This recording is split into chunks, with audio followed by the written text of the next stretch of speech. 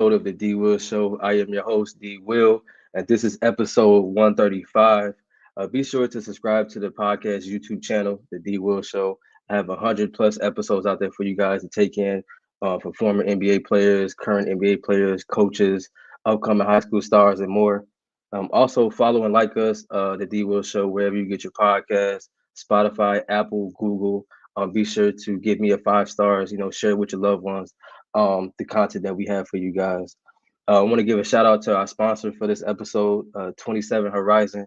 Connecting your business to new horizons. Contact 27 Horizon for all of your creative design needs and book them today to make your event one to remember with any DJ or photo services. DM 27 Horizon for more info. But tonight, I have a legendary episode for you guys. I have the former Wabanzi head basketball coach who has accumulated over 600 plus wins. He led the Chiefs to a Region 4 crown and to the NJCAA Division II national tournament 6 times. Um, he has a dozen conference titles. He led 17 of his squads, has 20 or more win seasons. He has been inducted into the NJCAA Region 4 Hall of Fame, the Illinois Basketball Coaches Association Hall of Fame, the West Aurora Athletic Hall of Fame, the Illinois Skyway Collegiate Conference Hall of Fame, and he has won Region 4 Basketball Coach of the Year 6 times. 6 times.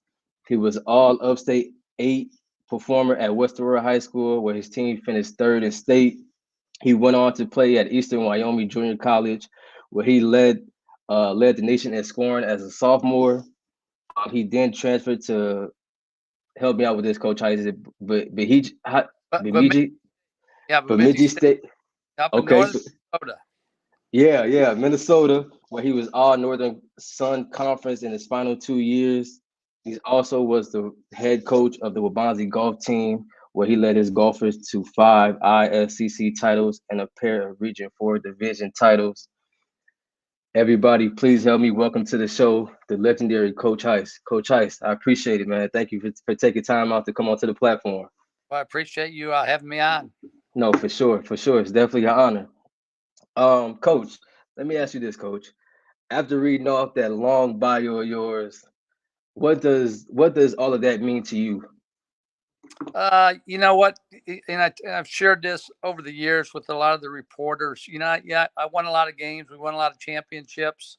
But for me, at this stage in my life, it's about the relationships that I've able to develop and maintain with my former players, and to watch them grow into young men that they're a husband now, they're a father, they're a coach, or they're successful in the working world.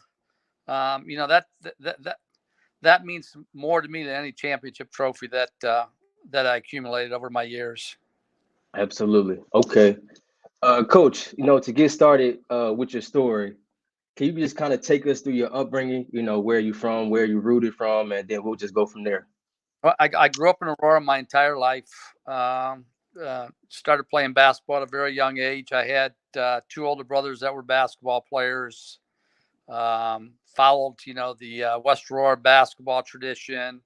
I used to listen to the West Aurora games on the radio.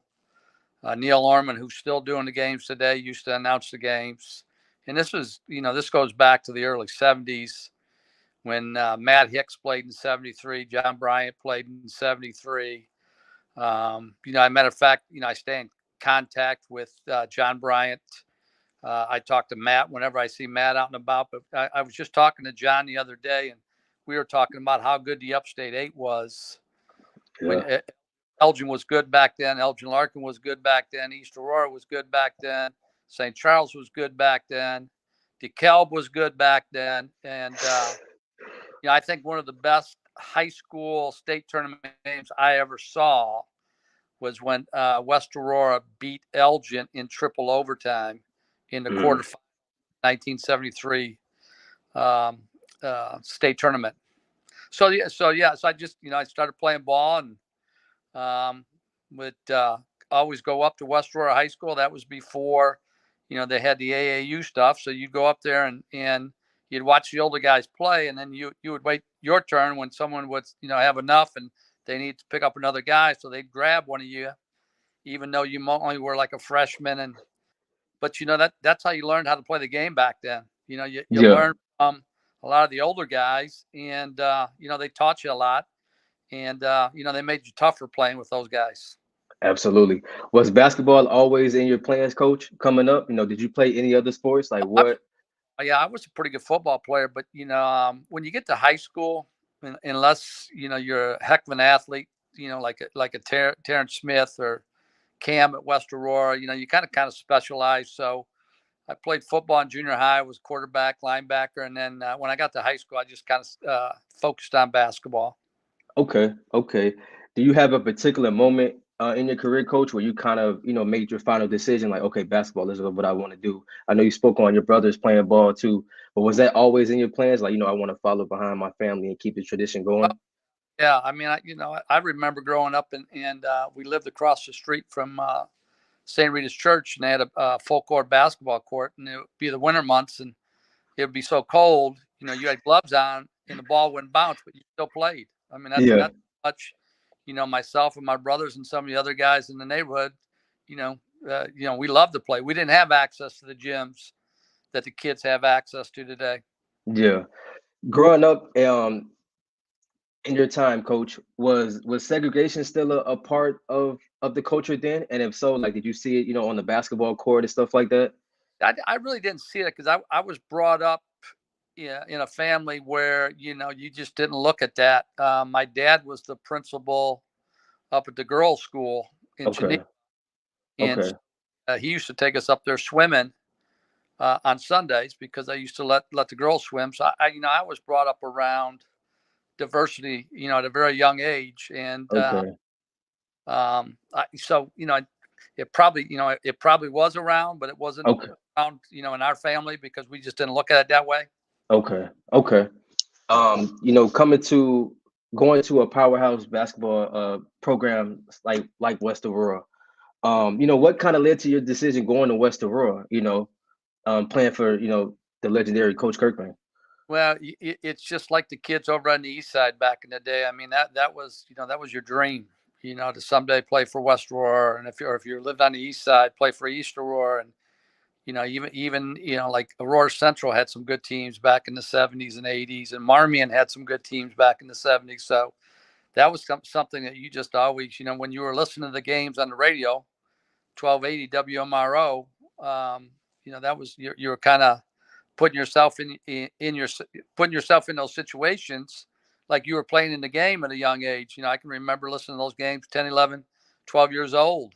Yeah, And I think that's everyone's dream. And I think the thing that I like to see that I've liked to seen that I believe Mike Fowler has brought back at West Aurora is, it's there's an expectation, there's a culture that's already been created, and I think, a lot of these young kids don't understand that like we used to understand it. It's yeah, not the name that's on the back of the jersey, but you're playing for the guys before you on the yeah, front. There's certain expectations that go with that when you put on a West Aurora jersey, or, even over at East Aurora. The East Aurora had some great teams. yeah. Okay. For you, how was your high school experience? I know I spoke on that you were all upstate eight and your team finished third in state. So it sounded like you had a pretty excellent career. But just take us through your experience, playing for West Aurora and playing for Kirkland. So my junior year, I didn't start like the first 8 games. I think it was 9 games. Okay. Came off the bench, and then our leading scorer got suspended, so I got thrown into the starting lineup. Ended up being the leading scorer of that game, and ended up starting like the next 9 games. I think we won 8 of them. We lost to East Aurora, who was very good that year, my junior year, and we ended up losing the first round in the state tournament. Kind of got upset. I think it was Wheaton Warrenville South at that time because that was a brand new school basically. And then my senior year started off, and we had James Malone, Raymond Finley, myself, Donald Bacon. Um, all of us got a lot of time as juniors, so we knew that coming in that we should have a pretty good team. And then David Bryant, who had started his high school career at Aurora West, but his dad got transferred his sophomore year.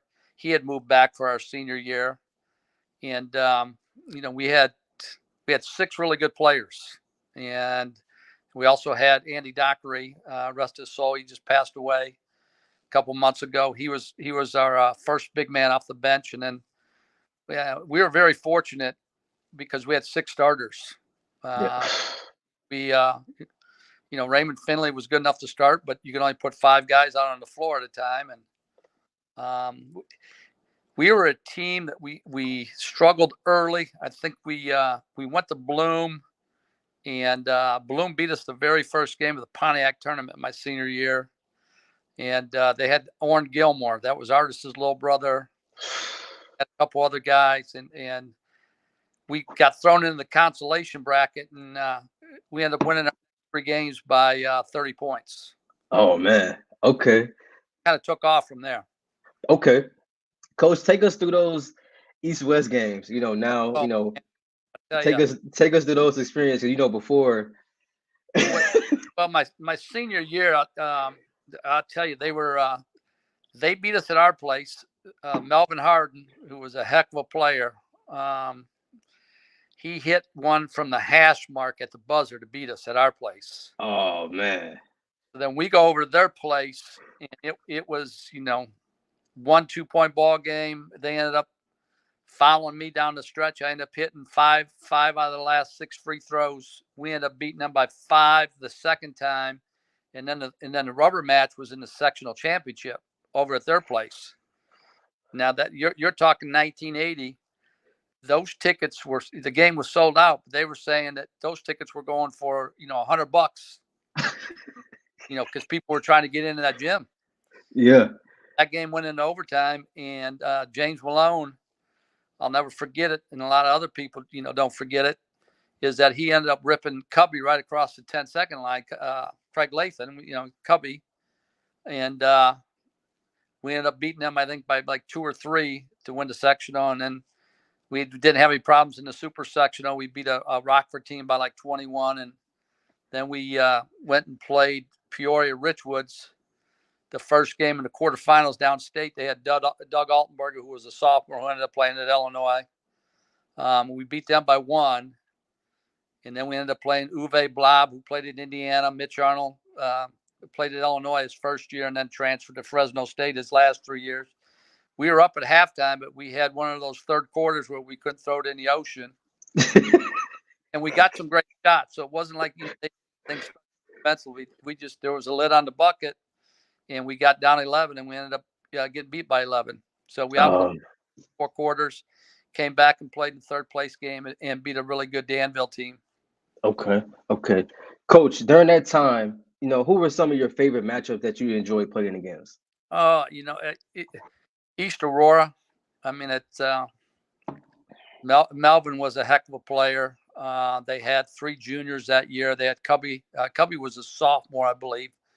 But they had Kevin Avery, who could shoot it. They had Robert Meeks, who could shoot it. The Batavia, had a good team with the Jenkins,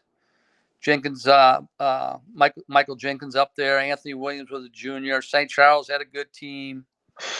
Larkin had a good team. They had a kid that played went to Northern Iowa my junior year. The East High game, you always got up for it. It was a big rivalry. It was a conference opponent, so you always played them at their place. They played you at your place. The Pontiac tournament was always a great tournament to go to because you had some great teams. It's still one of the better tournaments that are run in the state of Illinois today. That had a lot of great teams and a lot of great players playing in that. Okay. It was always, you always wanted the bragging rights in Aurora. So, the East High game was always a special game.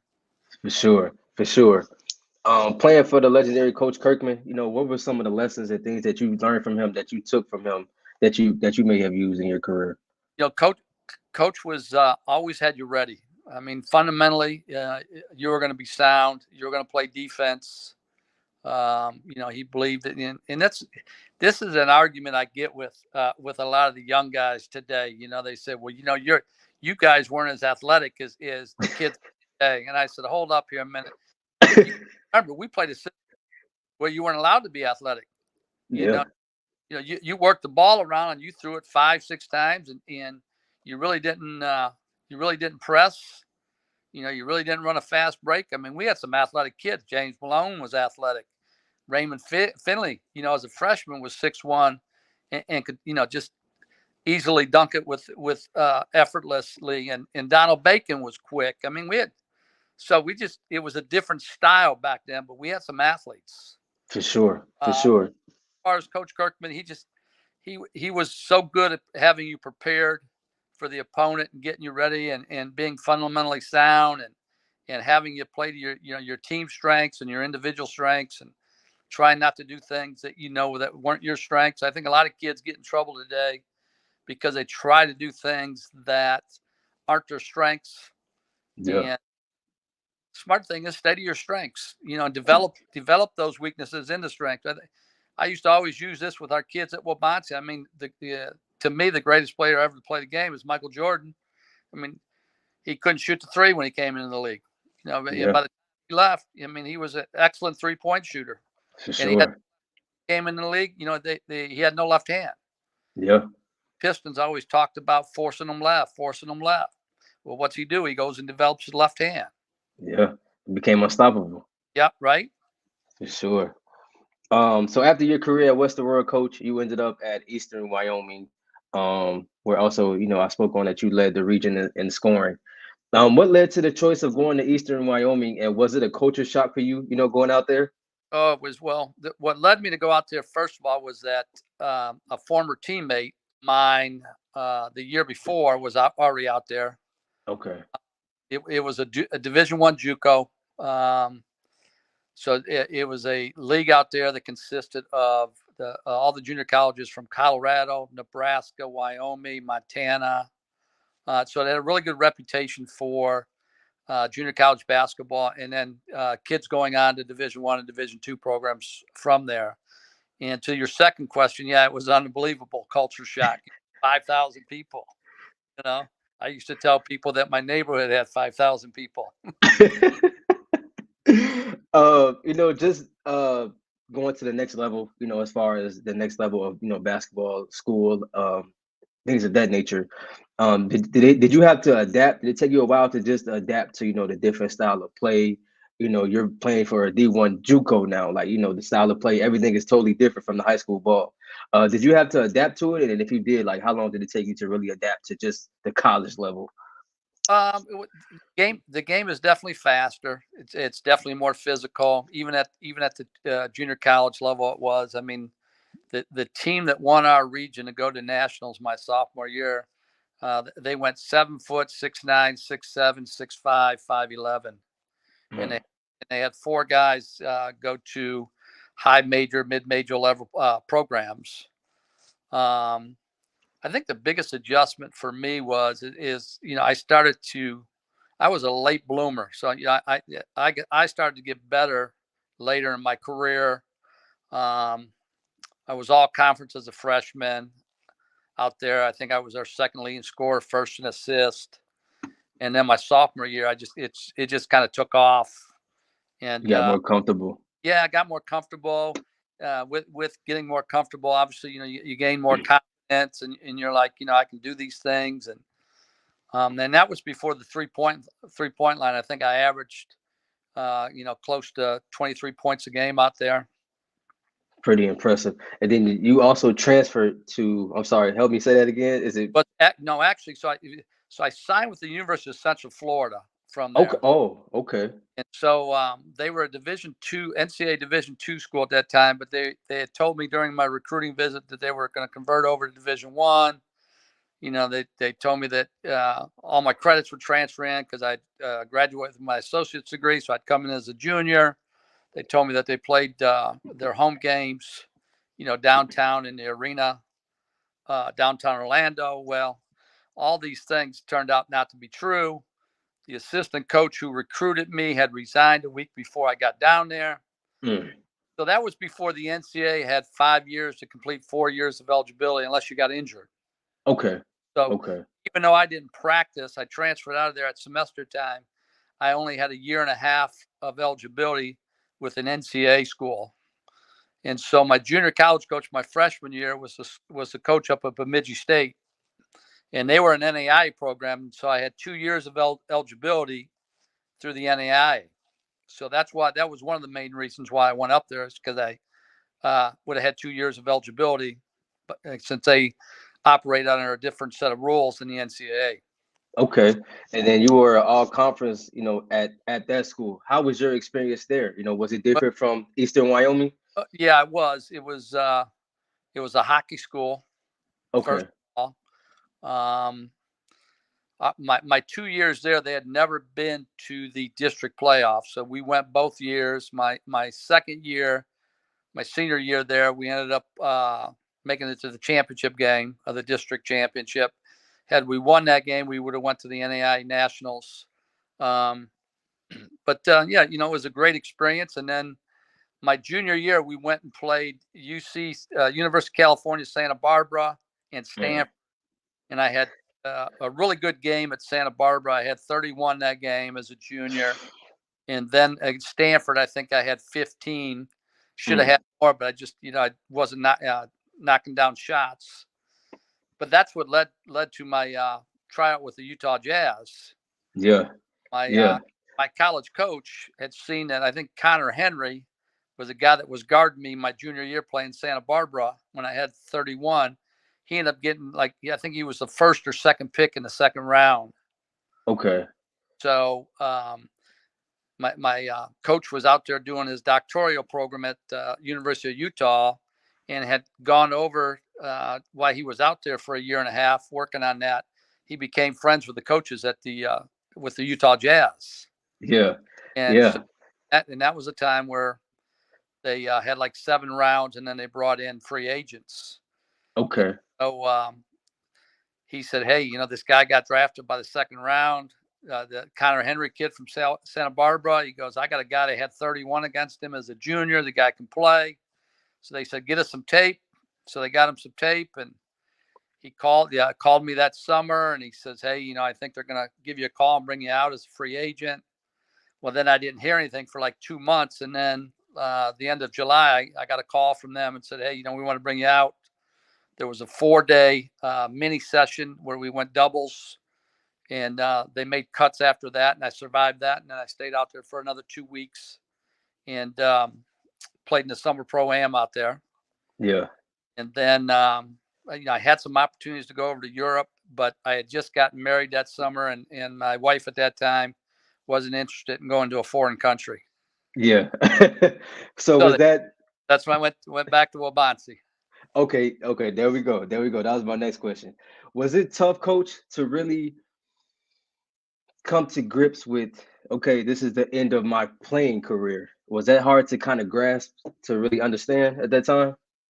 No, because when I was still pretty active, and I was playing in some pretty good men's leagues back then. I was going, and Westmont had a really good men's league in the summertime. Obviously, Aurora had a great summer league over there at McCullough Park. Outside of the city, that was probably the next best summer league. You had guys that were either playing in college or had already played in college. Um, you had some guys that had played in the NBA. That come back. Like Walter Downing was in that. Barry Mines. Those. Joliet had a team. You had 2 or 3 teams from the Aurora area. You had teams from Wheaton. You had a team from Batavia, Geneva. That was the place to go in the summertime on a Saturday to watch some good basketball. For sure. So For I sure. was still playing, and still playing at a very high and competitive level in these men's leagues until I didn't quit playing until I was 50. You was, you was getting your workout here, huh, Coach I Ice? did my workout in. For sure. So Travis Johnson said, Coach Ice, he said you got him into coaching, and that you should let him ride the bus to all the away games when his brother played, Derek Johnson. He said he Yep. sat in the front and listened to all the coaching strategies. Yeah, That's dope. Shout out to Travis. that's my guy right there. For sure. For sure. Um, Growing up, Coach, did you ever imagine that you would become a head coach or get into coaching? But it was on my radar. So when I started my freshman year at college, the two professions I was looking at was either getting into coaching, teaching, or becoming a police officer. Okay. So I took some classes in law enforcement, and then obviously I took some classes, in the teaching area and coaching area, and then kind of got a bug for it, like my sophomore and junior year. For sure. Take us through the journey of how you ended up at Waubonsie, Coach. So I graduated from Waubonsie. The job became available. I was 23 years old at that time, and they had 5 applicants for it. Mm. And it was just a part-time, coaching position. There was nothing connected to it without it to college. And so interviewed for it, and was surprised that I got it because, like you said, I had no prior coaching experience. Obviously, I had a name that because I was going to go out and sell the program to the local high schools, the athletes from there, and thought I knew it all when I first started. And then the best thing that happened to me is I knew the game of basketball. I always had a very high basketball IQ when I played, and I was like one of those coaches on the floor. But what I didn't know, and the best thing that happened to me in my career, is I hired a former high school coach who had been a high school coach for probably 21 years, Ken Naring, rest his soul. And what he did is he taught me how to teach the game of basketball. There's one thing about knowing the game and playing the game, and then there's another thing about being able to teach the game so the kids can understand it. And For sure. For me, that was the best thing that happened is when I hired him, and he ended up helping me out for like 2 or 3 years. But I think early on, I was still so competitive that I probably hated losing more than the players did. For sure. Competitive. What are some of the pros and cons of being a coach, Coach Heiss? Well, being a head coach, I think there are pros and cons to it. I mean, one of the pros would be, you have the final decision. One of the cons to it is you always got to be the bad guy. Yeah. The assistant coach is kind of, you play that, bad cop, good cop, and so you got to make some tough decisions. For sure. Accountable. And I think, the thing that I wanted to do is I wanted to make sure that everyone felt like they were, treated as an equal, that all the rules applied, whether you were my best player, whether you were my worst player. And what I mean by that is, I expected my players to play hard. I expected them to play defense. I expected them to play within the system. And, if you couldn't do those things, then I would find somebody else who could. Yeah, for sure. For you, Coach, when you're looking at a recruit, possibly to recruit, what are some of the main factors that you look for when you recruit a player, and what turns you away from players as far as recruiting? Well, I think what I used to try to look for, and I think a lot of college scouts coaches do this, is do they make their teammates better? You see a lot of great players out there, but are they making their teammates better in the process? That's number one. Number two is, how is their interaction with their coach when their coach gets on them? And then the third thing is you kind of look at their interaction with their teammates. For sure. Are they being positive? Are they being a leader, or are they being negative and thinking that they're so much better than their teammates? Basically, are they picking them up? Because what I like to see is if I make a pass to you and you probably should have called it, I'm going to look at you and I'm going to tell you, hey, that was my fault, because I don't want you to lose confidence in yourself. For sure. Because most of the leaders are confident enough, right? But if you're throwing it to somebody that's not as good as you are, you don't want them to lose confidence. So those are some of the things that I kind of looked at, how they interacted with their teammates, how they interacted with their coach, and did they make their teammates better? For sure. And another thing too, coaches, I think a lot of players and parents don't realize is parents have to stay out of the way sometimes. I Oh, feel like some players like to, you know, look at their parents in the crowd and it kind of throws you off, and then you have to, reel them back in and stay focused. And I think some parents don't realize that you guys pay attention to that, you bet you, and takes them off their game. you and there are coaches at the highest level that kind of stay away from those players. You bring up a very valid point.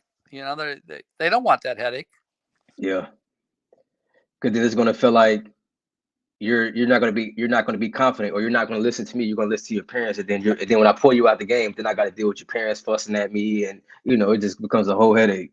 Well, there's still some of my guys that are still coaching today, and some of them are in the Division 1 level, and they're telling me it's not so much their parents; they're listening to all the wrong outside noise, Yeah, not listening to the coaches. for sure.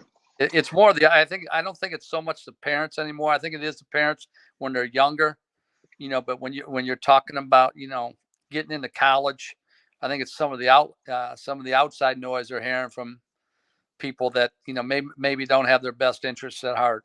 For sure. For You're sure. winning, but you know what? You should be happy with their winning and the role you're playing. And then the outside noise is saying, "Man, you need to get some more shots." Yeah. And then you kill the whole flow of the game, but then you're That, taking bad shots, you're forcing, and then now I have to take you out the game, and then it just becomes a whole headache for nothing. For you, coach, where did you get your style of play from? How do you prepare for how you go about your games? Just your whole style of coaching. I think I grabbed a little bit from a little bit of everybody. I mean, obviously, I took a lot from Coach Kirkman. I took a little bit from. I had two junior college coaches. Excuse me. I took a little bit from what I learned from the guys. I used to pick their brain when I was at camp from the Utah Jazz. Jerry Sloan was assistant coach when I was out there, who ended up being obviously the head coach and had a great run with the Utah Jazz. Rest Uh, in peace. yeah, rest in peace. Yeah, and so I used to pick their brain. Just we talk basketball, away from practice and stuff. And so I think I just kind of gathered a little bit of it from everybody and kind of put it into my thought process. I was always a firm believer in discipline, accountability For sure. for everybody. And if you don't have discipline and accountability, and I think that parlays not only in athletics but in real life too. For Uh, sure. Hard to be successful. And I think the other thing is, basketball is a team sport, and you can't have individuals. And For, so I used to always promote, hey man, we gotta play as a team. My philosophy is I would rather have five guys that are capable of scoring 15 to 20 points a night than having two guys that can score 25 to 30 a night. Because I yeah. think it's harder to prepare for a team that has five guys that are capable of scoring 15 to 20 than it is to prepare for two guys. Because we used to run into teams like that. You Yeah. know, running into teams, okay, we're going to deny him the ball, and then we're going to collapse on that guy, and we're going to make the other three guys beat us. Yeah. Because you can't game plan for it. You Yeah, can't. You just got to go man up and then just take what comes with it. yeah, and so so my philosophy was always to have balance, and I would rather have, like I mentioned, I'd rather have five guys that could score anywhere between 15 to 20 than have two guys that could score, between 25 and 30. For And it sure. makes it tougher for teams to defend you, makes you more well-rounded. Um, and I just think you have more success that way. For sure. For you, coach, how do you stay mentally prepared in high pressure games? How do you keep your guys, stay focused to not relax? Because playing in crazy atmospheres, I'm pretty sure you didn't play in games where, the crowd is into it, you're into it. How do you keep yourself focused and to stay resilient in those moments? Well, I think what you do is you try to, and I think the good players, the great players, are able to do that. You block out the noise, and I always tell the guys, forget about the last play. When you make a mistake, you have to have a short memory For sure. because the game is so quick. It's always moving on to that next play. And I'll give you a good example. How many times you see a guy turn the ball over and then he kind of stops and quits playing? Yeah. actions moving down to the other end. So, in those moments, I used to try to reinforce to our guys, stay in the moment. You can't replay that play. It's over. Have a short memory and move on. And Yeah. if you do those things, I think you'll have some success. And that's what film session is for. We can go back and look at those mistakes and talk about how to correct them. But And you can play in the moment. yeah, and learn from them. What are some of the most important qualities that you would need to be a successful coach? Boy, you know what? It's a different era today. Um, than it was when I coached. I talked to some of my friends who are no longer coaching, who are retired like I am, and it depends on what level you're talking about. You look at the Division I level now with the no transfer rule and the NIL Yeah, that yeah, yeah. Different times. Yeah, around, and then the outside noise that are in these kids' ear. Hey, you should be getting this much money. I won't mention, but I got a good friend that's still coaching at the Division I level, and they're having a high amount of success this year. And he was telling me, like, when they were recruiting a transfer portal, you got some guys that were their eighth or ninth man at their particular school, and they're wanting $200,000 in NIL money. like you don't realize they go off image and likeness. Like if they don't know you, you're not I going to get. you're the eighth, ninth man, off your last program you were at. But that's what I'm talking about. That outside noise is in their ear. Man, you should be getting this amount. Yeah, for So sure. it's hard. It's you know you, you I coached in an era where I used to be able to get on kids, and the kids would respond. And now you can't get on kids. Yeah, They take it personal. We we for used to tell we used to tell the guys, and particularly my assistants, because I used to get after people, and they'll tell you that. I kind of coached like I played. I was a fiery guy. I was an intense guy, and that's kind of how I coached.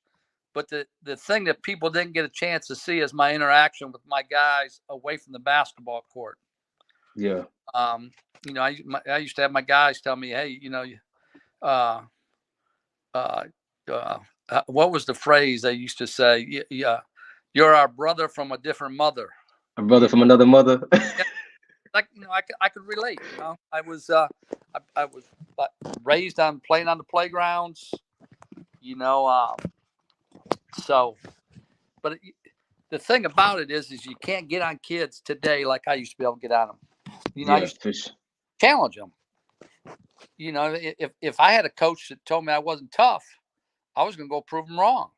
Yeah, Got to watch how some of these kids, they climb into a shell. So I just think it's there's more massaging of egos today than there was back in my day, and for so sure. you just don't those they're just not as tough mentally as they were back in the day. For sure. Let me ask you this, coach. I need your opinion on just the state of basketball now. Now you have social media, you have like AAU programs where players are playing with teams like in states in Cal, you have Chicago players playing in California, you got California players playing for New York teams. Like, what is your opinion on just the style of basketball now? Like it's just crazy now. Like social media has become just this toxic thing in life now where like social media is everything. Well, yeah, and it's not just in athletics either. When we were Yeah, talking about the social media and how it's played in our society today, and it's crazy. I mean, these guys, are almost being. Well, I'll give you a good example. okay. You got, like I said, I made a lot of contacts with a lot of my coaching buddies that were at the high major, Division I level, and they'd recruit a kid that played for a high major AAU program, and these kids have been all over the country. So it used to be a big deal when you'd say, "Hey, we're going to fly out to California and play these guys. We're going to fly out and play Gonzaga and Washington. We're going to go here." That's no longer a big deal to those kids. They've Yeah, already done all that stuff. yeah, And the other thing that it's just not me. I think a lot of the old timers in the coaching profession have always talked about this. Is that AAU kind of how do I want to phrase this? I was going to phrase kind of ruin that competitiveness, because if you get beat in AAU basketball, you're playing in another hour. And Mm-hmm. it used to just tear me up inside when I would see my guys leave the locker room after a tough loss and be smiling and grabbing their cell phone, looking at their cell phone. When I lost, and I talked to a lot of the old time players who also played college basketball. Yeah, when we lost, we didn't want to talk to nobody for the rest of the night. Yeah. You didn't want to talk to your buddies. You didn't want to talk to your girlfriend. You just went home. You were pissed off. You don't see that anymore. Yeah. Now it's just all, it's all right. Well, I Yeah, had 25. Like yeah, yeah. that defeats the point, that you guys lost. You're supposed to be a competitor. Like we were supposed to win that game, learn from it. Now it's just, yeah, I don't know, coach. It's But I, crazy. I think the college game is turned more into the NBA game. I mean, there's everything's high screen.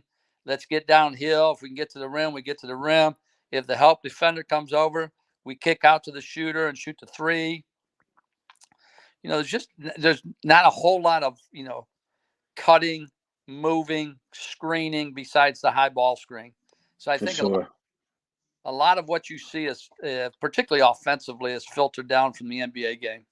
For sure. And everybody want to shoot threes now, coach. Like you Oh, got big men that don't want to post up. They want to be the trailer to get the trailing three. It's just like, well, Illinois lost to Michigan State. They were up 8 with 5 minutes to go on Saturday, and you know what? Instead of putting pressure on the defense and getting to the rim, they just jacked up the threes. Yeah, and you got to understand. I used to tell guys, understand the score, the time of the game, and the foul situation. If you're in the bonus or if you're in the double bonus, put pressure on the referee and put pressure on the defense. If you get a good three, but a lot of times, when you're watching that particular game I'm talking about, Illinois standing around and then they're jacking up a three to beat the shot clock. They're not yeah, getting the flow of the offense. So I just, it's frustrating for me to, kind of sit and watch some of these games. yeah, yeah. It's crazy. For you, I coach, love what are free. It's changed the game, but I think it's almost become, when I look at stats and I see that, teams, half their shot attempts are coming from the 3-point line and they're shooting 26% from the 3-point line. The mid range is lost. And for you guys that watch the NBA, who lives and dies with the mid range shot? DeRozan does, doesn't he? And he's yeah, still 30. yeah. And I don't know what it is. I wonder why. Like that's one of the easiest shots in basketball. If you could get it, like I think my grandfather told me that if you can develop a mid range game, everything else will open up for you because nobody really looks to shoot the mid range anymore. It's one of the easiest shots in basketball to make. But like you said, it's either get downhill and get to the rim or Yeah, shoot the three. There's yeah. nothing in those two shots. Yeah, and then we got to blame Steph Curry for that, coach. He just didn't change the whole game. You have everybody trying to do look away threes and just Yeah. half court shots. It's like, look, you're not Steph Curry. Um, for you, coach, what are some of the most important lessons that coaching, that basketball can teach you that carry into life? Well, that used to be my. I used to try to parlay life lessons into my basketball lessons, and a lot of that. You're first of all you're working within the confines of a team. So you're relying on 4 other people, and actually relying on everybody.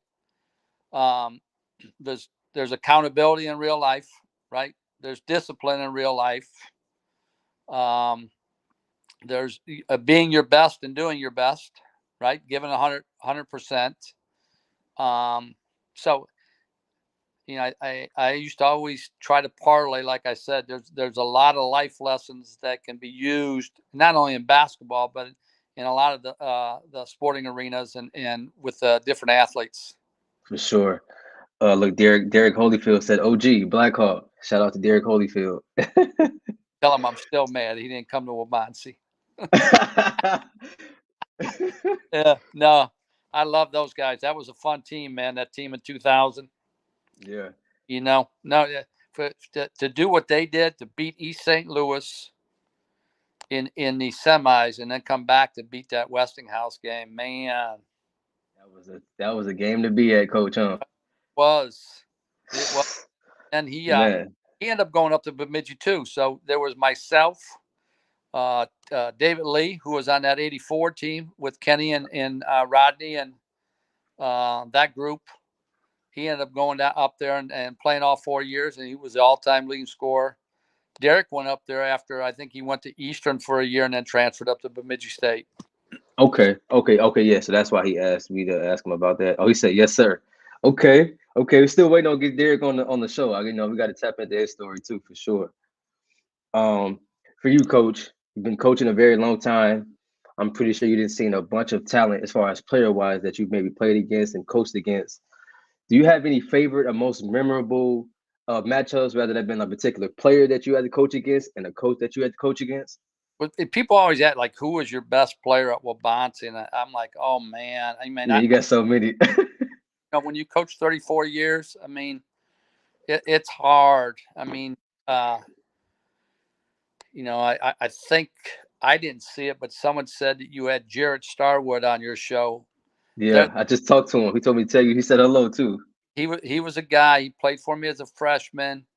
His son got sick, and his son was in and out of the hospital. Jarrett's freshman year, so obviously that affected him. Then he went to a JUCO camp and played really well. I took him there with a couple other guys, and he played really well. It was in Indianapolis. And then his sophomore year, we were leading the conference, and we were on the road playing Moraine Valley, and he injured his knee, and he got I think it was a sprained MCL, so he was out 4 to 6 weeks, and we still I think we had like 3 weeks of the regular season left, and we would have won the conference. He not got hurt, and I think I'm pretty confident we would have went to nationals that year also. Yeah, for sure. But do you have any particular like Uh, player that you remember the most? You was like this guy right here, man. Like there you was a know, lot. I mean, there was a lot of. I mean, David Bacon was another guy who played at West Aurora. Um, he was a first team All American. Um, he was 5'9". He could put it in the. He could shoot it. He could shoot the three. I used to throw him down in the block because he was a big, thick kid. He'd post people up. Someone just posted about Mike Leonard. Mike Leonard could play. Mike was part of that Jared Starwood team. oh, Um, okay. uh, and I had Mike. I had Mike Sims. I had Jarrett. Yeah, we were in first place before Jarrett got hurt. Jarrett got hurt, and I think we ended up finishing second in the conference that year. I had a kid from Flint, Michigan. There was 5 years that I always had at least 2 kids from Flint. There was a kid named Tyrus Smith that was cold. He was a third team All-American for me. Um, you talk about Marcus Colcroft was a point guard. There was a kid that uh, didn't have to score, but he could impact the game. Yeah. God, shoot, I had Tyrone in my last team to go to nationals. I had Tyrone Carey there. He was a little bit older. He could play. Shoot, Travis Williams, Darrell Williams. Darrell had Marquette come and watch him play when he played for me. Oh, okay. I had Mike Thompson out of Flint. I'm sure I'm missing some guys, but yeah, Yeah. there's so many guys. And then in high school, man, you talk about some. I'm thinking like when I was growing up, even though I was a West Sider, I used to go to play in the pickup games, and there'd be like Sam Suggs, Russell Harden, Rick Robinson. Yeah. Those guys. If you were a ball player, people looked out for you. You know, Yeah. that they'd beat on you and make you tougher, but they wouldn't let anybody else pick on you. Yeah. You looked out for each other. That type of thing. Not Yeah. back in the day. But yeah, I mean, there's been a lot of great players come out of West Aurora and East Aurora. For you, Coach, I know you just spoke on that for 5 years that you had players from Flint, Michigan. I think I heard Jared Starwood speak about that at the game. What was it about Flint, Michigan, where those players out there that you just had to go get? So my old college roommate teammate was an assistant coach, and he saw this kid play in an AAU tournament, and the kid didn't have any grades and had nowhere to go. And he told me about him. So I jumped on this kid right away. And he had another friend that was looking for a place. And I've always found that when you bring a kid that far away from home, you're always better to, bring a buddy with, because it Yeah. at homesick, not so bad. And so Flint, Michigan was like Peoria back in that era. You remember how Peoria had all those good teams this was late 90s, early 2000. So I always, I'd go up there and try to grab me a couple kids, and there was a stretch. And then I had a stretch of 3 or 4 years where I had the Miami kids. Okay. Um, we had a wrestling program out at Wabansie, and the assistant wrestling coach had some contacts down in Miami for the high schools down there for wrestling.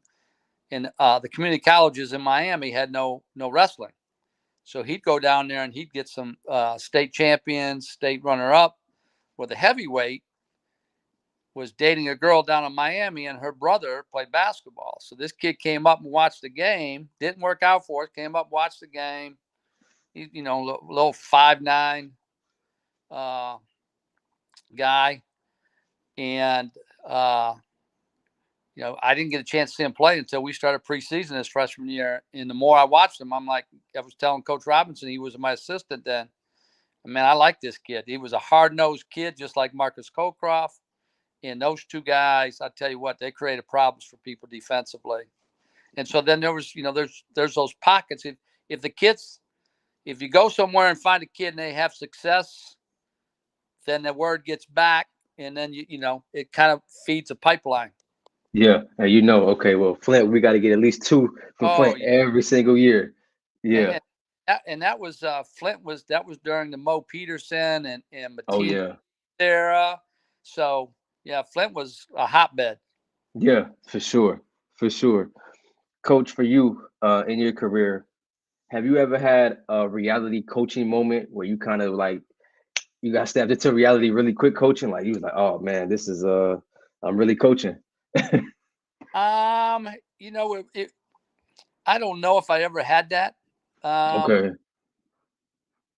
I like I said, the best piece of advice I was ever given was by my athletic director. Shout out to him. I mean, he believed in me at 23 years old, Dave Randall. He was my AD for I think like 31 of those years that I coached out there. The big thing for him, he said, just be yourself. Yeah. Uh, and I think for me, as a young coach and being so competitive and not I didn't like to lose. I wanted things to happen, success to happen really fast. Yeah. And unfortunately, it doesn't work that way. You got to build and establish yourself, build a program, build a culture. But I was at the time, I don't know if this is still true today. I was the youngest coach to take team nationals in 1991. I was 27. Now I don't know Man. if that was the record time. Yeah, 27 years old. I took a team to nationals, the very first team to go to nationals from Wabansie. Wow. Wow. Okay. Okay. So this question right here, Coach, is going to be a little bit different for you. You've seen generations of talent come in and out of just Aurora and just Wabansie. But if I was to say, Coach Heiss, I need you to create a top five from Aurora that you've played with, and I need your top five from Aurora that you've seen play. We can do top 10 because I know you've seen a bunch of talent if we have to go to 10. But if we could do five, I need to hear your five. How far back can I go? This is your five, Coach, wherever you want to Uh, go. I tell you, there's Matt Hicks would be on there from the Okay. 1973 team. Um, Melvin Harden. Um, the glue of that team for West High. He wasn't their point guard, but he was like their point guard. He was a point forward. Probably would have been Jay Bryant. Okay. Wow, Ricky Robinson was that 78 team. Shoot, one more. That 77 team had Larry Hatchett from West High, who went to Marquette. Yeah. He could shoot it. He probably would have been, shooting guard. I don't think a lot of people even talk about him, but he was a guy that they told him he spent too much time in the library and not enough time on the basketball court. Well, he's a doctor. Yeah, it came to fruition. Off, right? Yeah, and then guys that didn't play for me, wow. Damian Mason was exciting. Oh, I hear his name all the time on this show. And he loved the game, man, and he just always had a smile on his face. Sean Pruitt, went to Illinois and had a very successful career. There's two guys right there. Shoot, you had a kid, Mike Simmons, who was a great point guard. He would have gone Division I right out of high school. Yeah. I think like Derek's team. I mean, Derek's team reminded me. Derek Hollifield's team reminded me a lot like our team. They had 5 really good players. They're like my senior year. Our leading scorer was James Malone. He averaged 13 points a game. I was our second leading scorer at like 12 and a half. Yeah. 4 guys in double figures. And then our next 2 guys were at like 9-8 and 9-7. Yeah. So guys in double figures. But, to get the rest, David Bacon was a heck of a player. I don't know if people talk about him enough. I mean, that kid could play. Wow. I'm sure I'm missing somebody along the way too. There's just so many great players. Oh, yeah. Ryan Boatwright. Oh yeah, Boat Show. Off there, man. Yeah, he just changed the style of play. He was incredible, coach. Like I seen him first time I seen him play, he had the 55-point game, and I was just like amazed as a kid. Like wow, Well, before him, they had a kid that Raymond Anthony, shooter. Yeah, I don't know if you ever, if people talk about him. I mean, he could shoot it, and he could shoot it from deep, and he could get to the rim, and there's just so many great players that you could go on and on and on and on. It's almost like you got to do it by era. The 70s and the 80s and the 90s and the 2000s. Yeah. I would do that to you, coach, but I know it's a little late. I know it's a lot of people you have to dissect through, so we could do that another time. Like my family, Mimi said Trev. I think I heard Trev was a great shooter too. Another one, Trev was our freshman year. His freshman year, he hurt his ankle, and so he was lost for a month. We were fortunate enough to go to nationals. We didn't, we'd lost 3 of our last 4 games, and then we get to tournament time, and then it was just like a light bulb went off, and we won it with our backup point guard because Trev was our starting point guard. The next year, I was loaded. Yeah. We were ranked number 2 in the country. We got upset in the regional championship game by a team that we had beaten twice. I took 6 different teams to nationals. I think some of my best teams were teams that never went, that either got upset in the semi or finals, like Trev's sophomore year. They were ranked. We were ranked as high as number 2 in the country, and then in 2004, I think it was, I had a group that was ranked number 5. Triton upset us in the championship game to go to nationals. So, yeah, there could have been another 4 or 5, but I guarantee you, Jared Starwood's sophomore year, had he not got hurt, we would have won the conference and went to nationals. For sure. Travis Johnson said Jay Thomas. I hear about Jay Thomas a lot. Oh, he was a great player. People were when when Jay was a freshman, that's when West High used to play at the Morris Shootout. The Morris Shootout used to be the big shootout during the summer months where all the high major college coaches came, and people were all over Jay. And then, Jay senior year, they had 5 Division I guys. Yeah, yeah. And I heard Damon, he had to kind of take a step back because yeah, everybody transferred in. point guard. They had Damon. They had Sarasoli. They had Michael Benz from Whitney Young, who transferred down. Michael went to Fordham, I believe, is where he went. That was a situation where I just don't, there was too many alpha. Too much firepower. Yeah, and only one basketball. Yeah, yeah. Man, I hear about Jay all the time. Like I said, I was supposed to have Jay on the show. Well, Something Jay was a man among boys as a freshman in high school. facts. A lot of people say he was like an icon, like just how great of a basketball player he was to certain people. Like he just had a crazy fan base and just how he just carried himself. They called him like the Allen Iverson of basketball out here. They were saying like he just Here's what impressed me: not only his physical skills, but I think the thing that impressed a lot of those high major programs, and when he was a freshman, how accelerated his basketball IQ was as only being a freshman in high school. yeah. It's kind of like that kid that's playing at Bolingbrook and up at Warren right now. Oh, Davion Thompson, I believe his name is. That's the one that's at Bolingbrook, right? Who's the Yeah, kid that's at Warren? number 3, right? The left hand. Is Is it that you David? talking? Davion Thompson, I think his name is. That's it. I think isn't the Thompson kid at Bolingbrook? Yeah, And then who's the kid at Warren? Isn't it Davis? I'm not too sure about that one. Yeah, they said he's really good. Really. Oh yeah, I had to do some research on that. Like you yeah. got a couple of former players come on here. Demetrius Ewing said my favorite coach. You know, Me too. Yeah. yeah, yeah, okay. That was one of the best atmospheres. That was the very last team I took to nationals.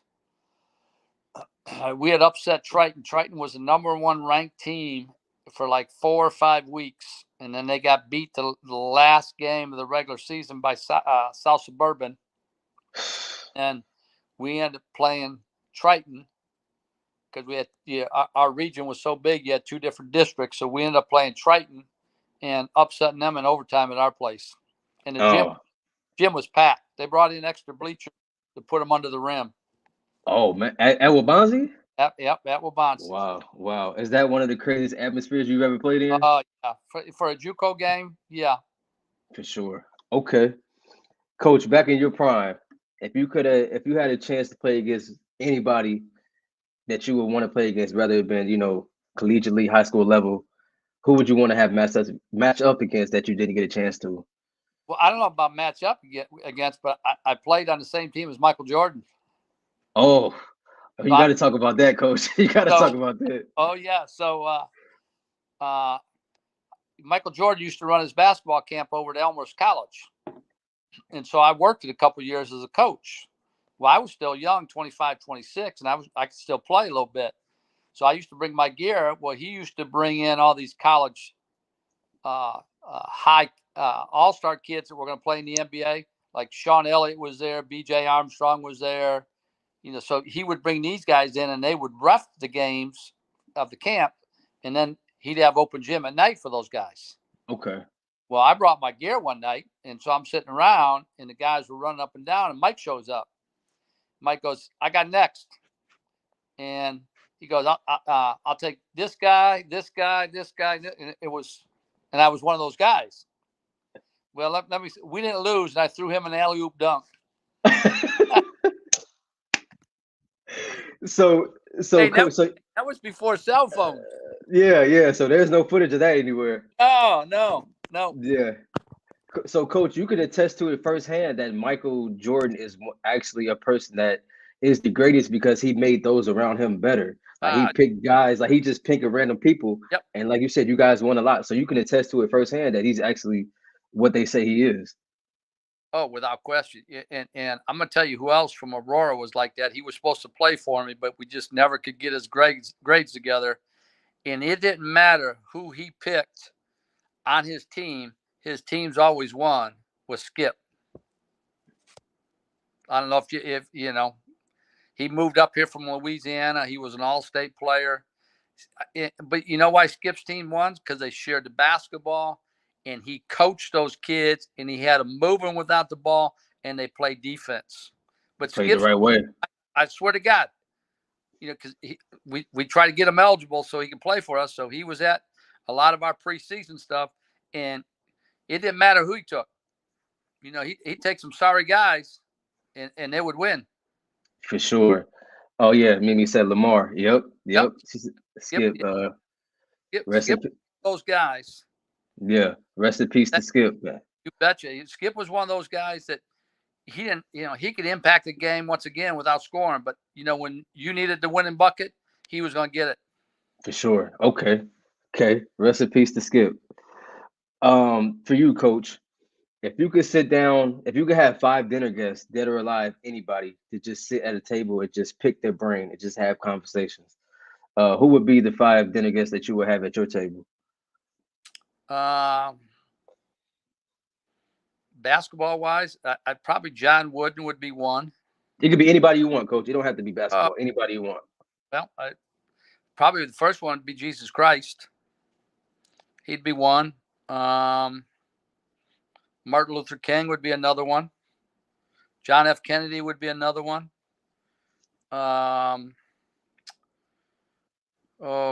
Maybe John Wooden. And then, maybe my 5th would be, my grandfather on my dad's side. I never got to know my grandparents on my father's side because they both died when he was a child. Oh, got you. Okay. Coach, if I said I can get you courtside tickets to any game in NBA history, what game would you want courtside tickets to and why? I was already there. I used to split season tickets with 3 of my buddies during the Michael Jordan era. Oh yeah, I knew it. I knew you were going to say that. Yeah, I saw those guys. And we were down in that main first section. We weren't, right on the floor, but we were only like, I don't know, couple rows back, 12 rows up, behind the basket, close to the Bulls bench. So you've seen all the great historic games. Yeah. Do you have a favorite one? I know it's tough to kind of pick. Do you have a favorite one? Well, we were there. We were there for that game when they. Who was it they beat? Was it? It wasn't Utah because they beat Utah at Utah. They beat Phoenix at Phoenix. Who was it they beat? It was at the United Center. So I saw the first 3, remember, were at the old stadium, and then the second 3 were at the new stadium. Gosh, was it the Sonics? Did they beat the Sonics at home? For 1 year, I'm trying because they won 4 of them, I believe they won 4 of them on the road, if I'm not mistaken, and then they won 2 at home. Okay. Which one was it, Trav? Yeah, somebody know. Somebody, if you know, put it in the chat. I'll bring it up. So yeah, I was very fortunate to see those great Bulls teams. For sure. So I know it's probably tough to pick one. Like I said, you just seen them all. You just seen the greatness of Michael Jordan. I saw the evolution of Jordan. I saw him when the Pistons used to beat the heck out of him. Yeah. You think about, and this is what I try telling the young kids today. Think about how much Michael would be scoring in today's game. The way that the Pistons used to beat him up, Philadelphia used to beat him up, Celtics used to, those would be flagrant twos. The guy would get kicked out of the game. Back then, those were just hard fouls. Yeah. Michael Jordan would easily average 50. He averaged 30 then with all of that. So you add in all the extra free throws. Now you can't touch anybody. And yeah, he would easily average 50. I got a trivia question for you. Who was the only guy that he did not outscore in his career? He always had a higher scoring average than the leading scorers from the other teams, with the exception of one player. And the only reason I know that is I just read it today.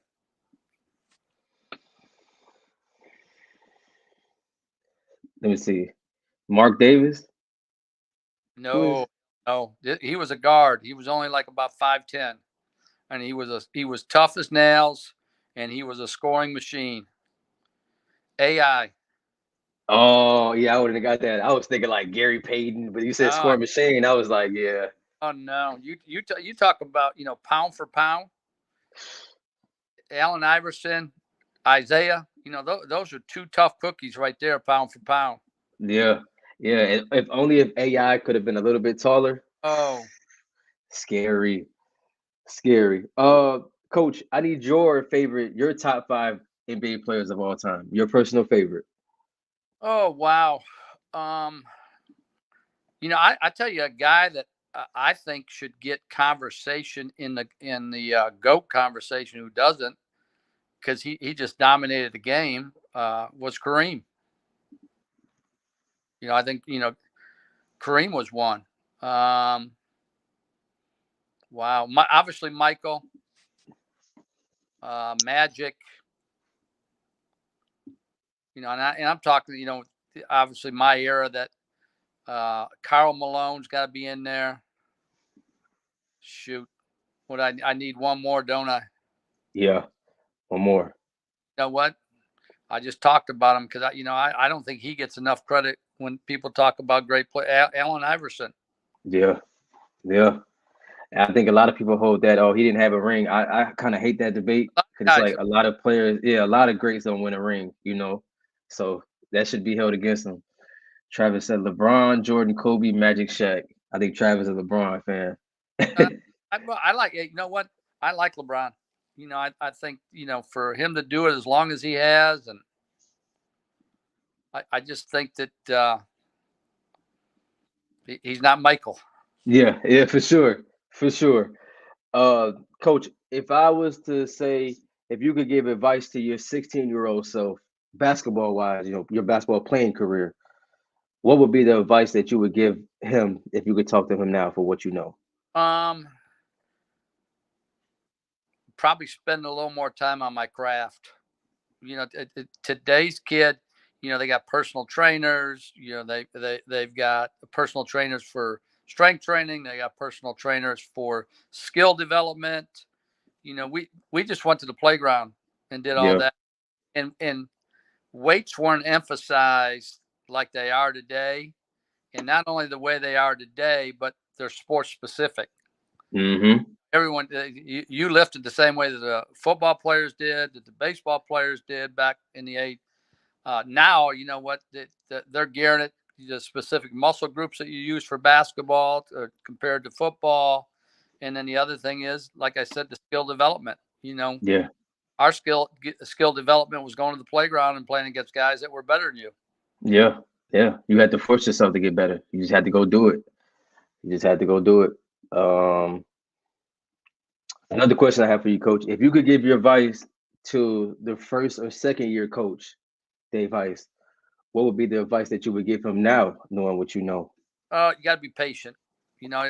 It's a process. I was, like I said, I was, as a player, I was highly competitive.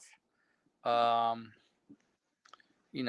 as a coach, I was highly competitive. I hated to lose. I wanted success right away. Look at the Bulls. How long did it take Michael to win his first one? Yeah, It's process.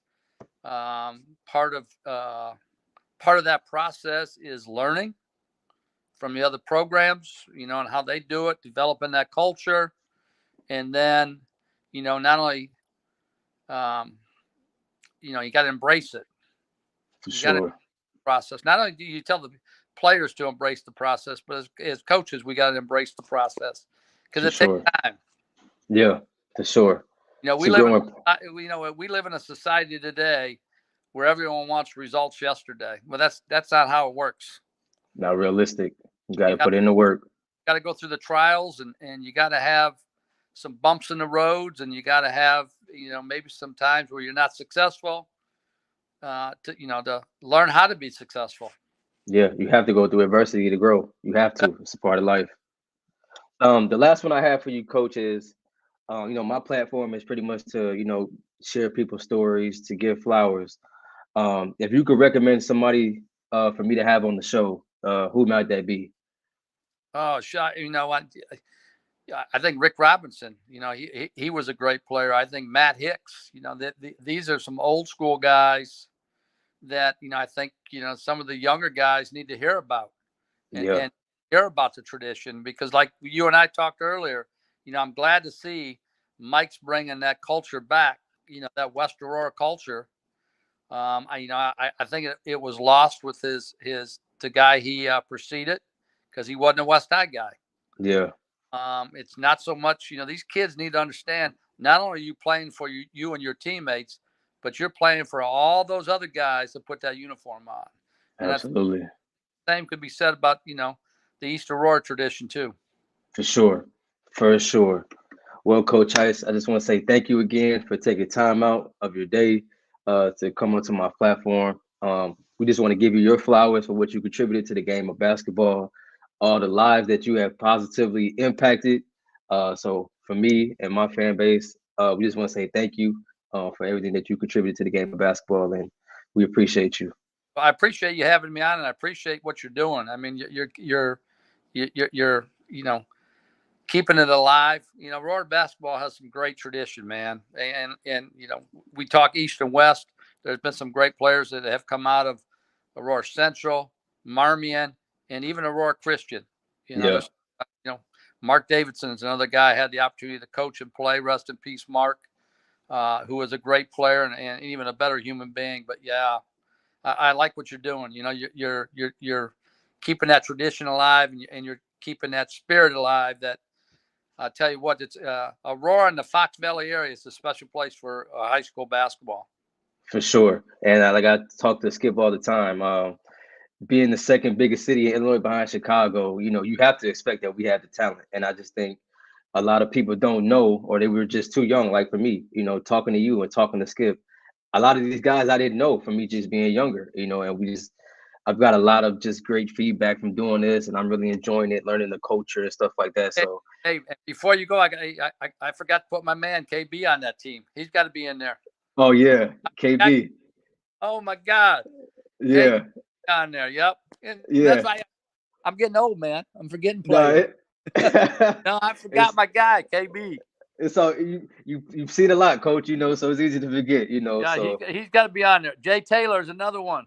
I forgot about my guy Jay. Rest in peace. Yeah, Jay should be in there. Kenny should be in there. Oh my God. yeah, I mean, I could go on and on for this. yeah, I yeah, got to it's a go to lot. bed. Hey, I appreciate, brother, everything No, you're doing. for sure, Keep Coach. it You up. have a good one. All the All best to right. you. Yep. All right. Bye All bye. right. See you now.